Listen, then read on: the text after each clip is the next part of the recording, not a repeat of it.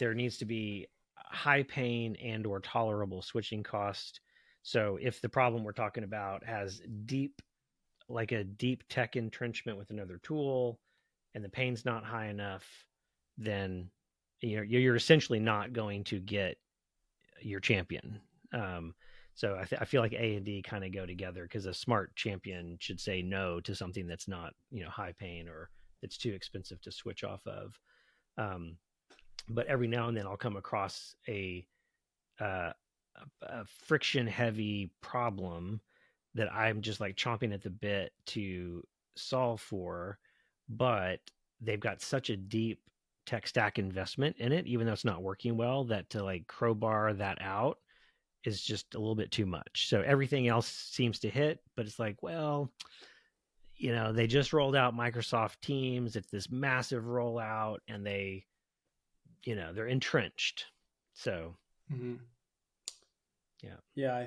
I what jumped to mind when you said that is like looking at different industries with tech fleeting and migrations and like upgrades is typically, in the tech industry, for me coming from enterprise, the corporate world, you would migrate to the latest thing, whether it was a different vendor or latest version or whatever. And then basically once that project is done and you've, completed all the work, there's another version available, or there's a new tool available. And that's kind of like, hey, there's a better way to do it. Let's do, like, the pain's high, right? Let's do the migration. Let's do that. Compared to other industries, maybe like healthcare or banking, where their mentality is like, it works. The pain's not high enough. It works. So we're going to stay here until they're forced to have to upgrade or have to move.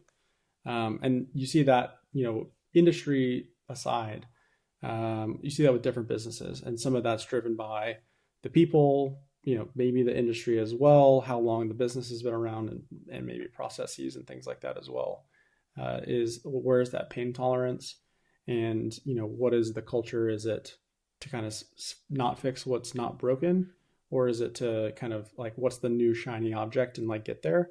And I think that's something that, from a business and also technical factor, working with multiple people, but just the nature of different businesses, something you have to be aware of as well, is if they have that kind of shiny object syndrome, or they're very low pain tolerant, or I guess high pain tolerance to change things, because that really does make a big difference in how you approach providing solutions, or kind of navigating what the pain points are to build solutions off of.